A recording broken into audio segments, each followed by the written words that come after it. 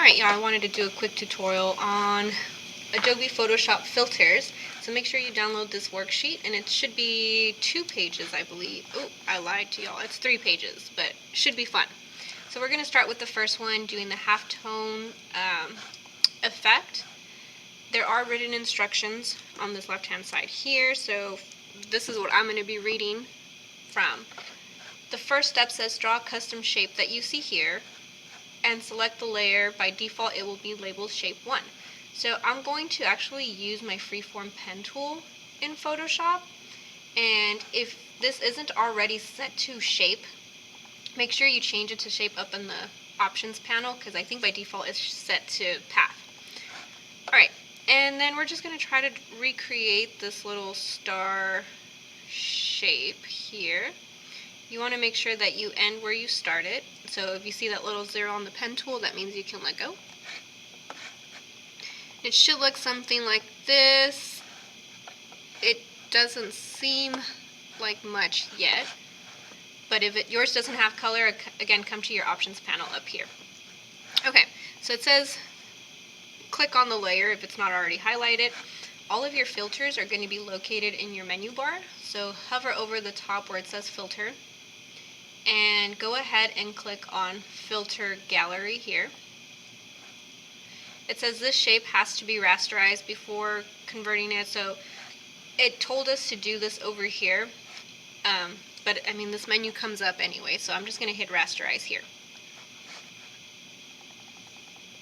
And I'm going to make sure that that star is in the middle now. Okay, so I think by default all of the folders are collapsed like so. It wants you to look for the sketch filters folder, so you want to click on this folder here to see all of the options, and it wants you to click on the halftone pattern right here. Anytime you click on a filter, you'll have some options here. It wants us to change the size to 10 and the contrast to set at 35.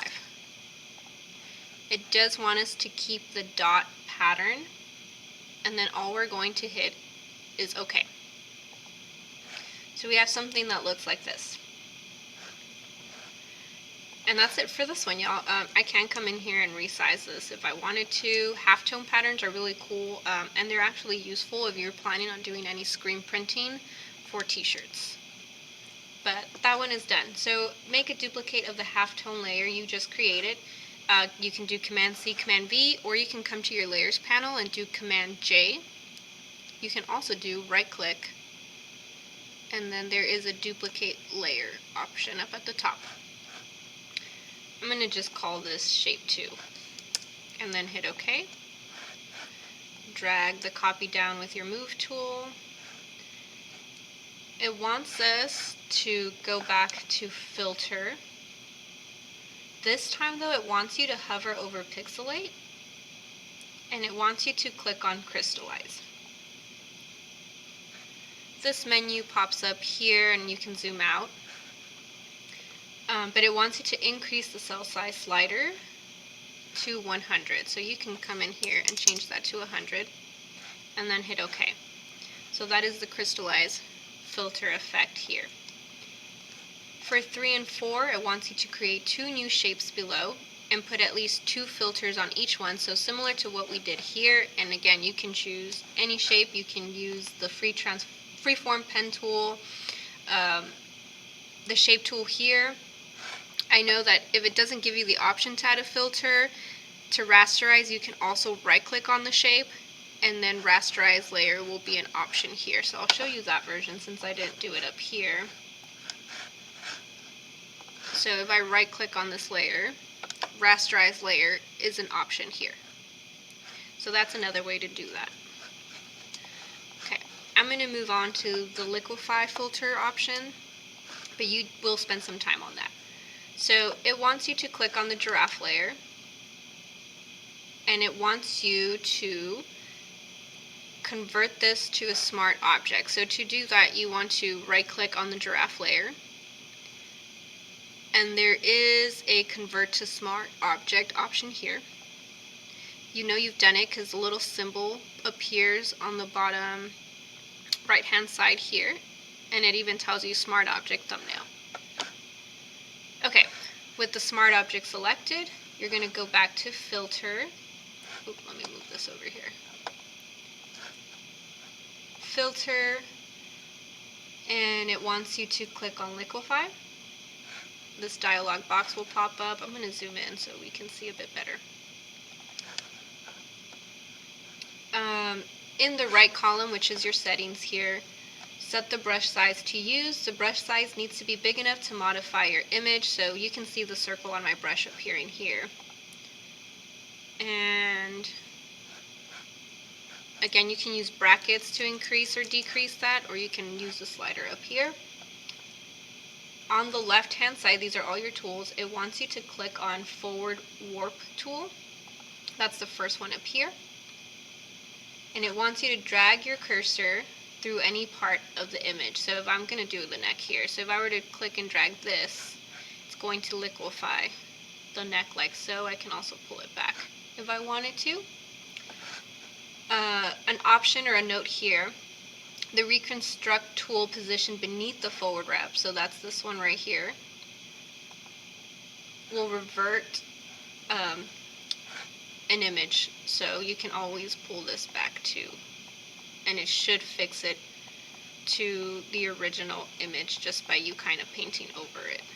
So if you mess up, which I mean in this case you're supposed to be testing everything, it's not a biggie, but when we do beauty touch-ups, we'll use this tool a lot, and the reconstruct tool will make sure nothing looks too crazy, so we'll play with some of that.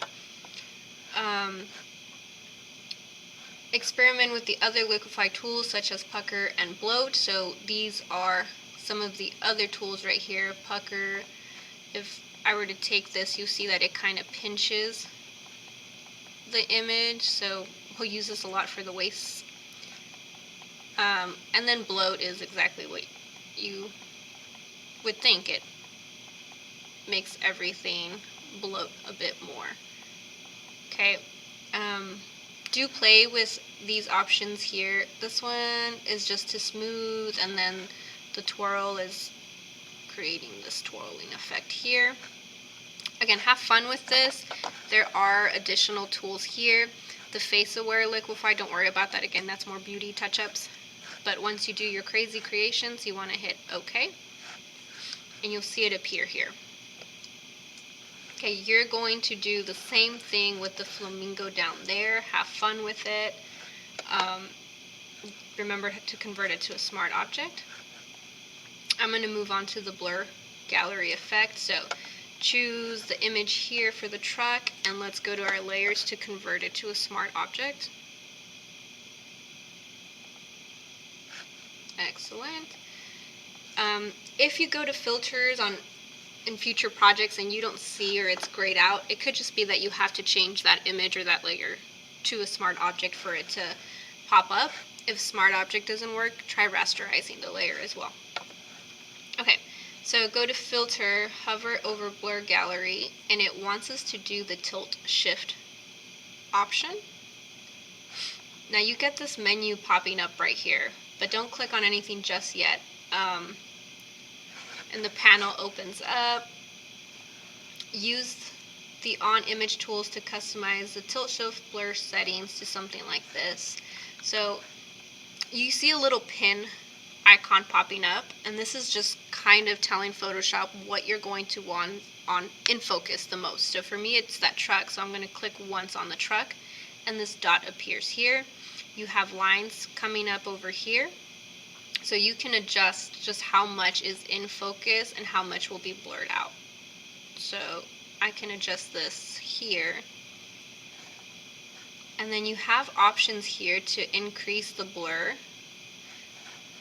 of whatever's not in here, or decrease the blur so everything will be sharper. So it's up to you where you want to, how blurry you want something. You can also move this dot, but if you notice, everything's going to move with it too. But this is like our focal plane is the verbiage that they use here, and once we go over some photography terminology, this will make sense. This is just whatever is going to be in focus will be in focus. Now, oops, I can tilt this. There are other lines back here, and then it's more of a dotted line. You can bring this up or down, and then this again is just telling Photoshop what will be in focus and what will be blurred out. You can see it a lot in the bottom part here as well. Additional settings that you have. Oops, I need to move this one. That's not what I wanted. There we go. You have additional settings over here, how blurry and how distorted something will be. So if I wanted to increase the distortion, I can, or decrease it. But the tilt shift is what we're working with here.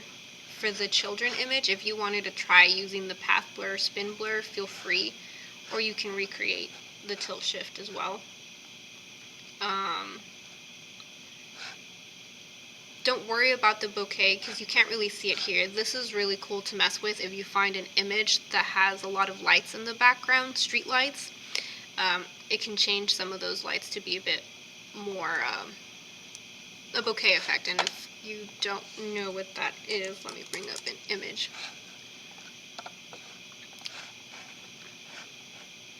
Bokeh looks something like this. So if you have an image with lights, you can make these cool effects here with that option, but we don't have that here, so you won't really see it as much. But if you want to try to mess with it, feel free.